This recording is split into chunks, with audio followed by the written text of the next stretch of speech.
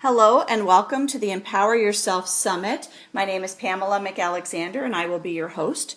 I have with me a wonderful guest. After 12 plus years as an independent consultant in sales, new business development, business coaching, television, film, and the music business, my guest's inner creative spirit could hide no longer. In 2007, it was official. She decided to come out from behind the scenes of the music industry and step onto the stage as lead singer and co-founder of the Rochester, New York-based reggae band Mosaic Foundation. In addition, she also took on the role of manager and booking agent while navigating life as a single mom and also running a new business development consultant during the day. Over the last few years, her muse has been calling her back to music, speaking, and performing, which began sharing inspiring melodies, mantras, and motivational messages with audiences nationally, which has ignited a passion and sense of purpose deep within the center of her soul. At the top of 2014, she entered the recording studio to begin working on her first solo recording project, and June 2014 marks the release of her debut CD, I Am, which features 5 original songs written and sung by her. My guest is also passionate about supporting femme and mompreneurs to monetize their gifts and liberate themselves from the 9-to-5 in order to create businesses and lives they love. Her one-on-one coaching sessions and group workshops are transforming women's lives around the world. I welcome to you today my wonderful guest, Miss Laura Aiisha. Thank you. Thank you so much for having me, Pam. Oh, I appreciate you taking the time to be with us today. So as you know, the topic of our summit is empowering yourself, conquering fear, eliminating self-doubt, taking control of your life and living your dreams. And I wonder if you wouldn't mind being vulnerable for a moment and kind of letting our listeners know about a time in your life when you struggled with fear or self-doubt, what you went through, what you did to overcome it, and put you in the situation that you're in today, which is obviously doing something you love. Oh, yeah. Wow. Well, that is a great question. It's multi-layered, it's multi-dimensional, and yeah, it's been quite a journey here in this life, and it's when I hear that question, I think of all of the different stages of my life and periods where I've gone through that. And we kind of can tend to go through things in cycles. And I remember when I first started working with a life coach in my early 30s, and I would kind of like reach a plateau, like I'd be feeling really strong and really, empowered and energized. And then all of a sudden, I would start to feel some funk again, and I'd feel, sad or short-tempered, or, stuff would be coming up for me to clear. And I would think that I took steps backwards. And I didn't realize at that time, I had to keep reminding myself, this is a process, and it's not all meant to be the rise and reaching the peak and standing on the peak all the time. There are hills and valleys and everything in between, and so there's no going backwards. There just simply is continuing to evolve on the path and continuing to deal with and acknowledge and embrace what is up in the moment, whatever that is, and then choosing how we want to relate to that moving forward. So I hear some of the words like fear, conquering fear, empowering myself in my life, empowering myself so that I actually know my power, I actually know my value and my worth, so that I'm living life more congruently with who I truly be. And that process started a long time ago for me. And like I said, it's been a step-by-step process. We are here in life to journey on this path, and it's not for everyone. Is it meant to be just like this boom, big aha, and then everything is great? There are, just all of these different dimensions and layers that we're navigating all the time. So I'm wondering where to actually start. what comes up for me, just talking about fears, is that through my childhood coming into my adulthood, I carried a lot of fear. I was afraid of the dark. I was afraid of ghosts and spirits. I was afraid of being attacked. I would have these really dark kind of fantasies in my mind, and I'd have to stop myself, but what happened actually is I was terrified of spiders and bugs. And then I had my daughter when I was 20. And I really had to step up as the parent, as the mother. And that in and of itself helped me to overcome so many of the fears that I was dealing with. I started to really, really transform through my fear of the dark. I had to get over my fear of bugs and spiders and just scoop them up with a paper towel and throw them outside, when I'd find them in the house or whatever it was. But that is a pivotal moment in my life where I started to realize that I had to kind of, put my big girl pants on and be more in charge and more in my power in my life. And that, I think, is really where it all started. Okay. Now, having a daughter at 20 and then making a living, supporting a family, how did you get through that? Because I know there are a lot of young people who have children at an early age, and it's almost like the kids become their life, so that whatever their thoughts or hopes or dreams were of a future just kind of get tampered down. How did you prevent that from happening? Well, I didn't prevent it. It actually happened. Okay.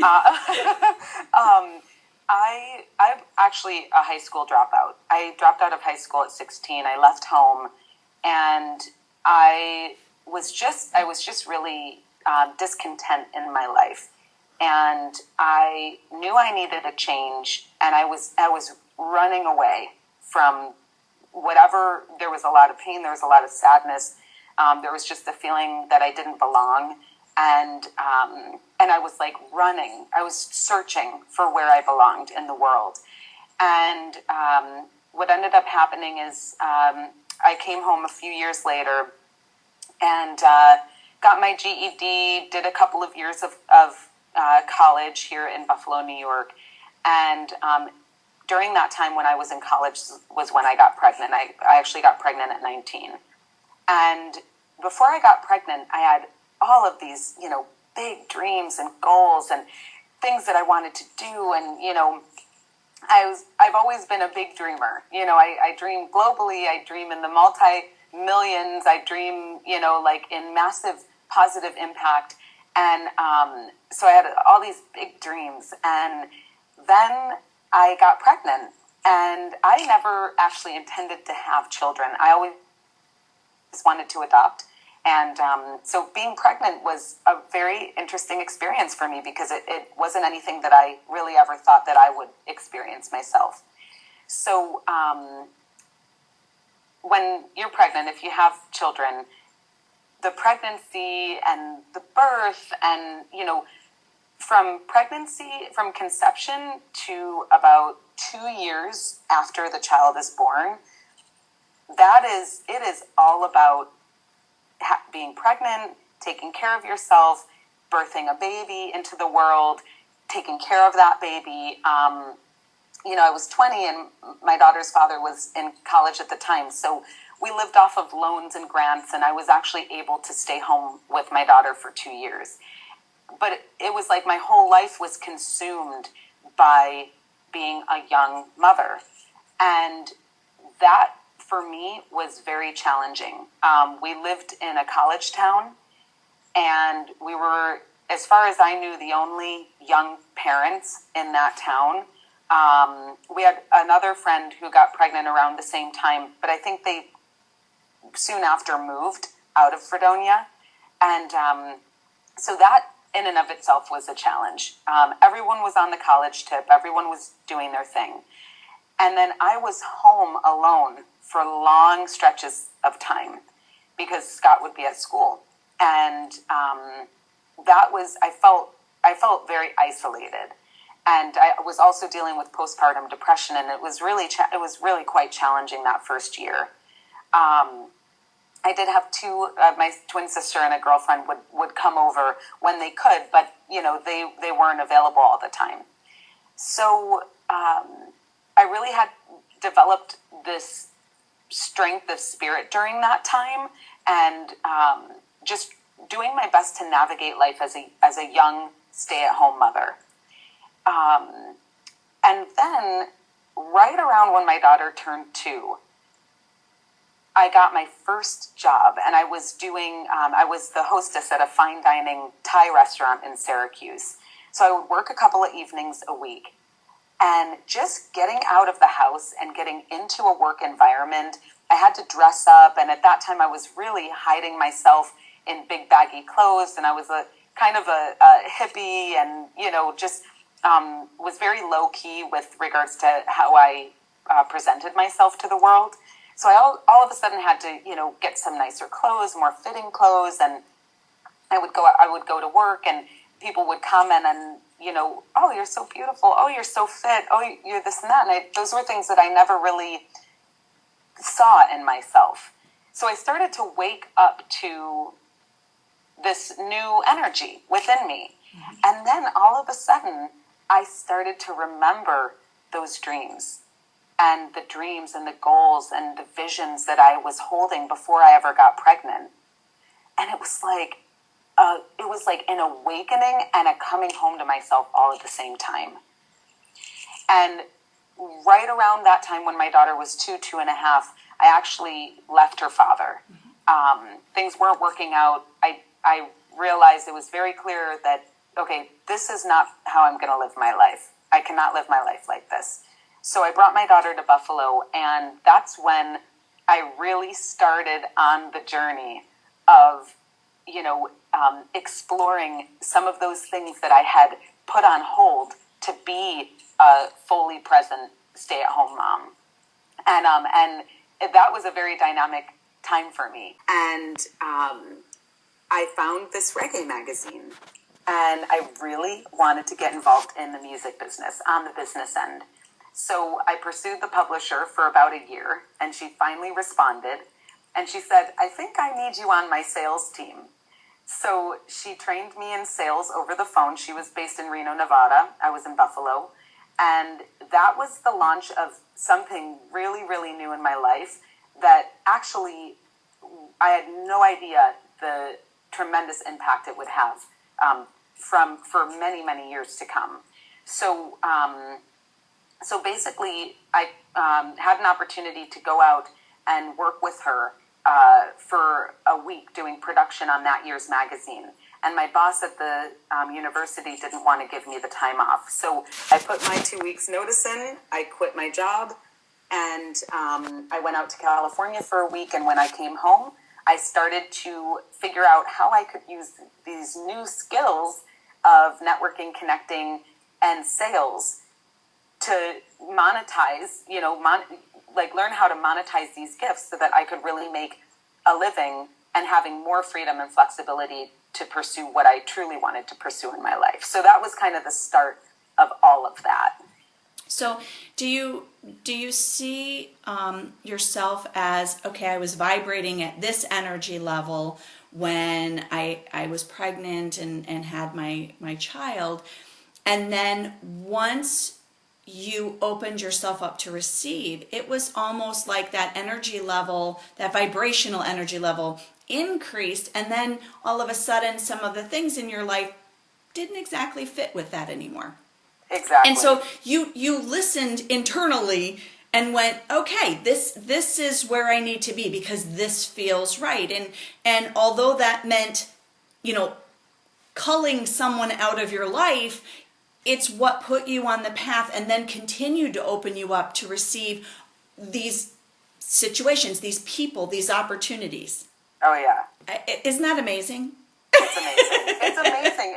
It's amazing what happens because, intuition and divine inner guidance, or your inner wise self, however you refer to that, that guidance that we receive, sometimes it's very, very clear, and sometimes it's very, very quiet, right.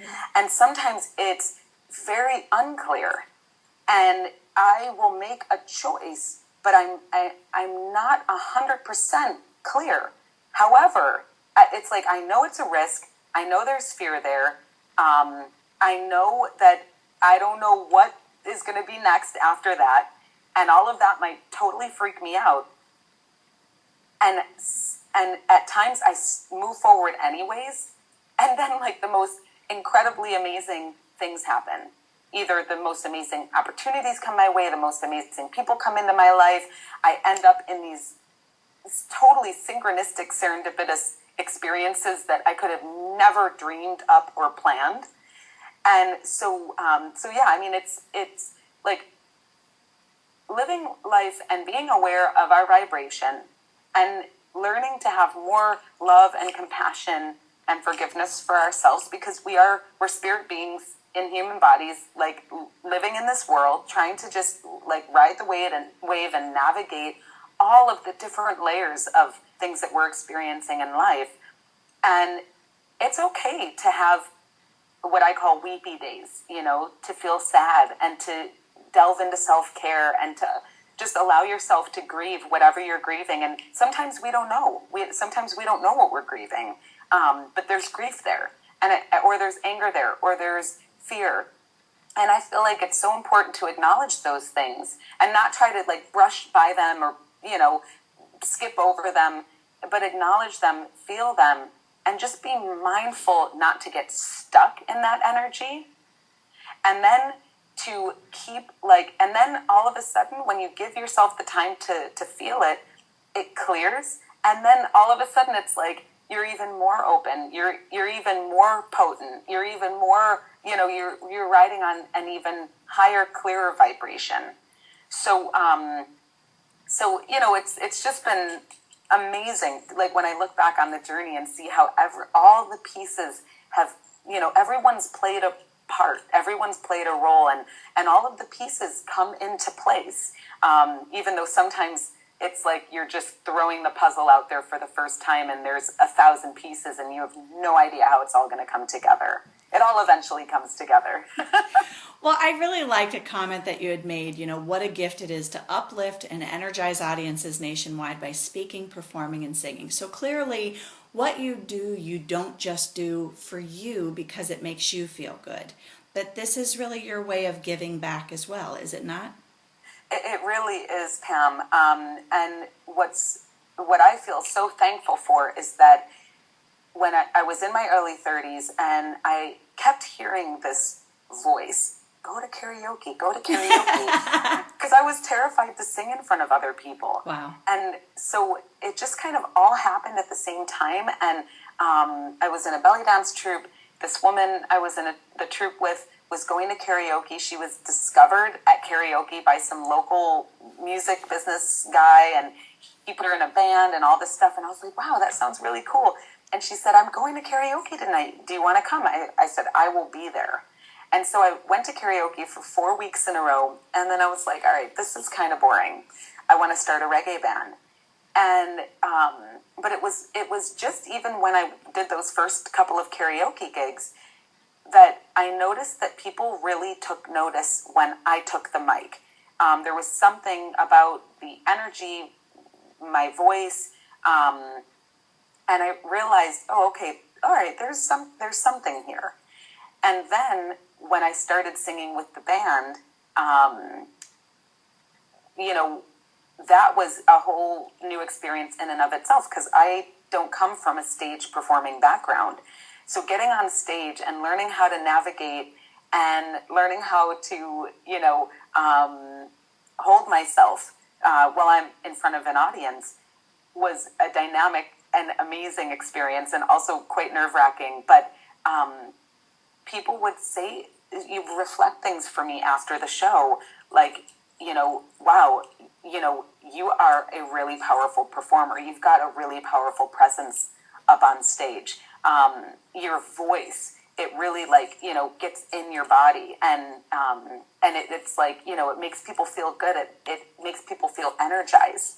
So I realized, okay, wow, there's something really special here that I am meant to do in the world, to share my voice and to share these messages that are coming through me. And what an amazing way. I mean, if we think about all of the performers and the singers and the speakers who have inspired us, and how they've gotten their message out, so that it's really transferring across, the wavelengths and across the globe. I said, okay, that is what I want to do. That's how I want to be able to share this message that's coming through me and play my part in uplifting the collective vibration and really having a significant impact on the healing of the nations. So that's kind of always been my thing. I'm aware that part of my purpose in this life is to really have a massive role on the healing of the nations and the uplift of the collective. And that's something that's really, really important to me. Well, I don't know if you realize this or not, Laura, but most people don't. When we are listening to or we are singing music, we are actually using a larger part of our brain than we do in regular everyday life. And so there is a true benefit there when you're putting your message into music and you're able to sing it. Now, the question I have for you is, do you write your lyrics yourself as well? Yes. And I love that you shared that, Pam, because it's true. I'm even thinking of, the songs that we learned when we were children, mm-hmm. or in school when they teach you the alphabet, it's a song. Right. And it helps us to, not only are we igniting a larger portion of our brain, it also helps us to embody that message or that those words or whatever it is into our being more fully. So I write all my own stuff, mm-hmm. and I actually I feel like I more channel it.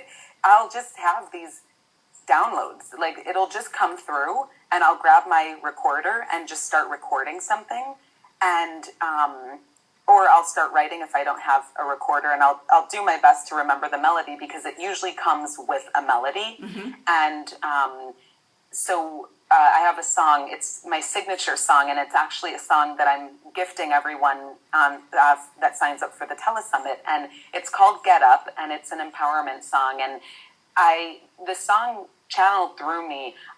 So basically, I started the reggae band with two other guys in Rochester, and I was with that band for a year and a half. But I decided to walk away from that band, and I didn't do anything music related. I didn't get on stage for probably over 3 years. And then I put together just a small group of friends, women friends here in Buffalo, who are all songwriters and singers. And we wrote one amazing song together, which is called Let Love Do. And I look forward to sharing that with you at some point. But while we were doing a writing session one day, we were sitting in the park, and this song, Get Up, pretty much most of the lyrics that are in the song channeled through me right there and then and there in the park. And so I came up with the chorus, created the melody came through for that, and then I just basically did a freestyle, almost kind of a rap, and recorded it. And that's where I pulled most of the lyrics from. So that song came through me, and it's really a rally call to get out of our own way so that we can leave our greatest legacy in the world. And the chorus of that song has become a mantra for myself and for many other people. I have people telling me they're waking up in the morning and they're singing it in their heads, or some people have it set as their alarm, so that's what they hear when their alarm goes off. And so what I'll do with audiences when I sing this song with them is I teach them the chorus so that they can sing it with me, and then they always remember it because it's catchy and it's fun.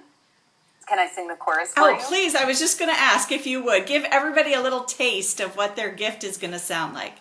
Okay, great. So the chorus goes, get up right now, get out of your way. The world is calling you to leave your greatest legacy. Get up right now, get out of your way. The world is calling you to leave your greatest legacy. So that's the chorus. I love it. You gave me goosebumps. Yay!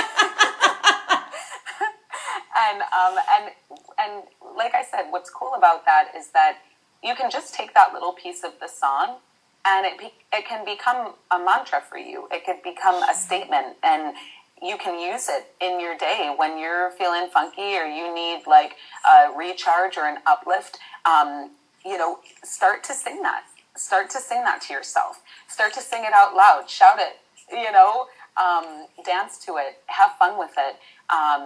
That's something that over the last 7 or 8 years I've been using and just creating a lot of these little mantras that some of them have melodies and I sing them, and some of them are just statements. And they're helping me to transform my relationship to things that I have had unclear relationship to in the past, or that I've had a lot of judgment around, or things that are maybe just standing in my way of living my greatest life and being my greatest self. So can I share one of those mantras with you? Please.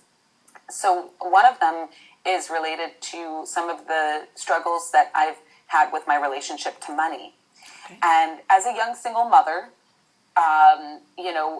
I basically kind of created a career for myself based on a set of skills that I have. So I learned how to monetize this set of skills in networking, connecting, sales, new business development, follow-up. I'm great with the follow-up.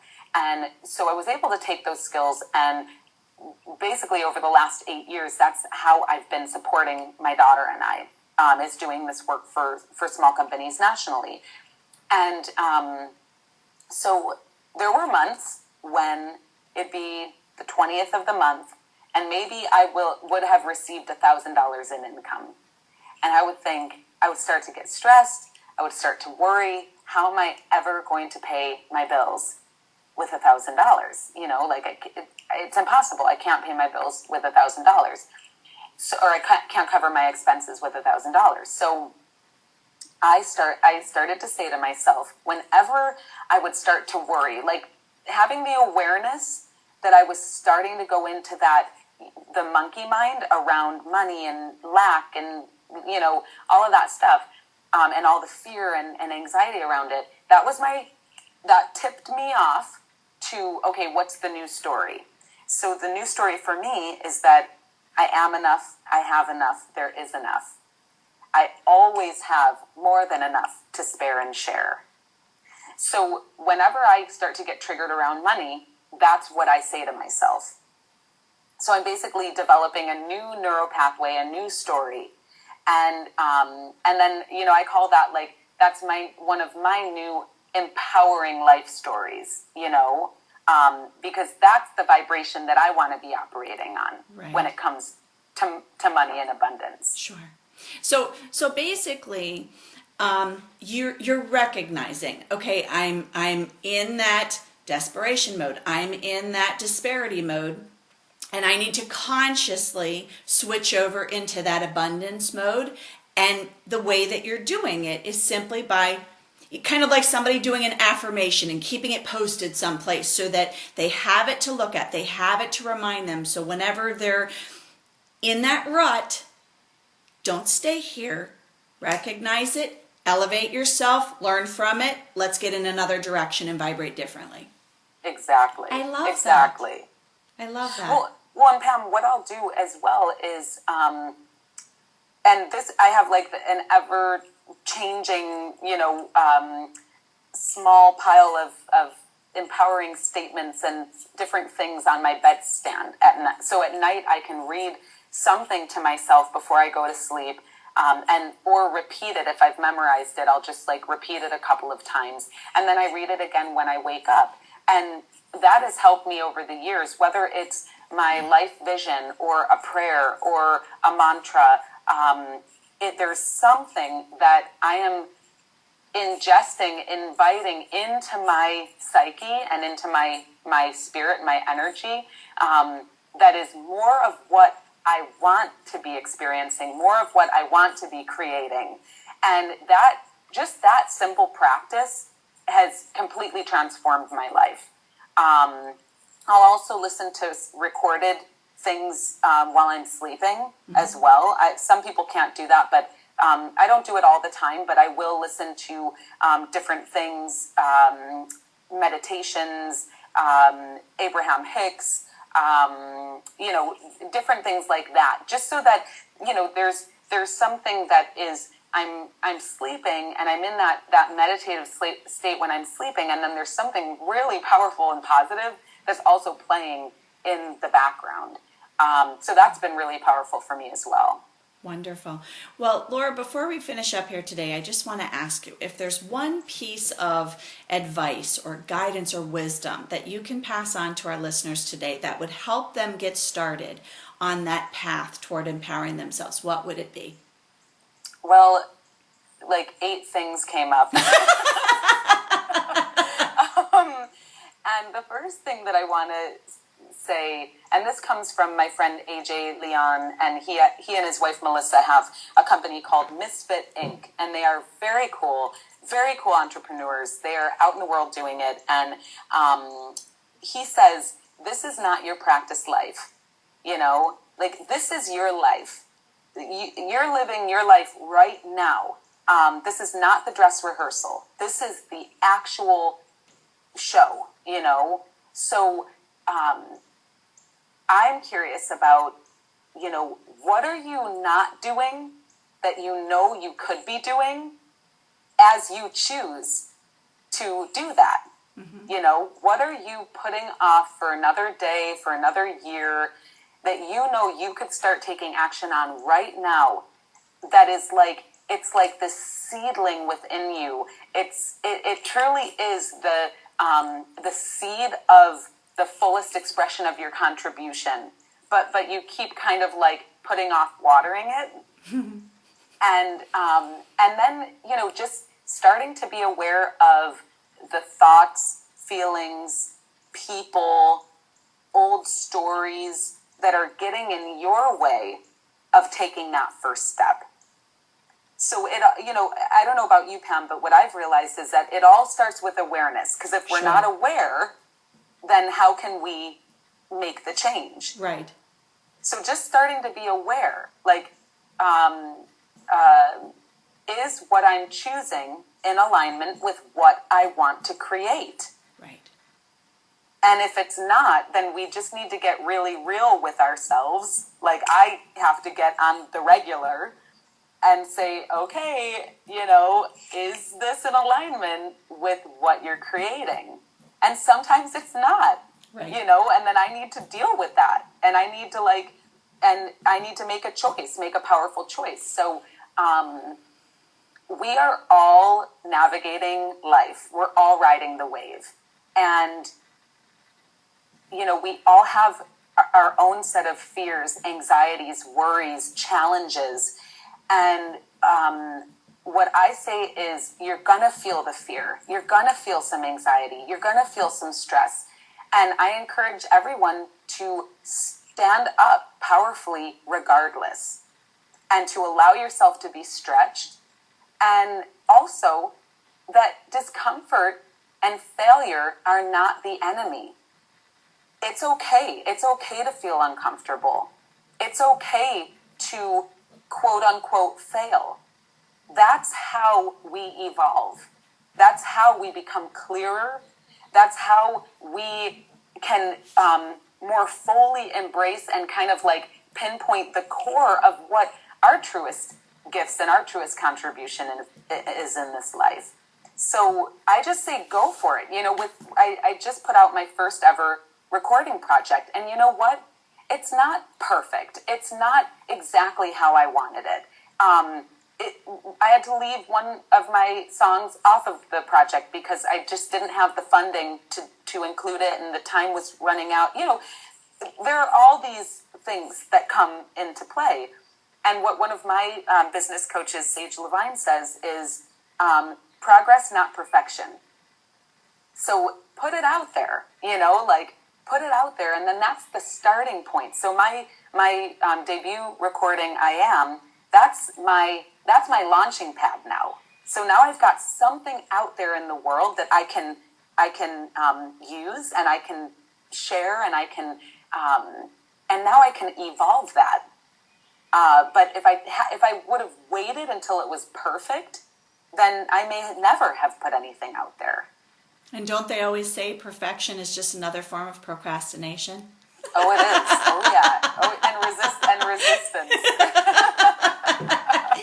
Well, Laura, I really thank you for being a part of this summit and for your time today on this interview. I've thoroughly enjoyed it. You have a magical, beautiful voice, and I look forward to everybody being able to take advantage of your free gift.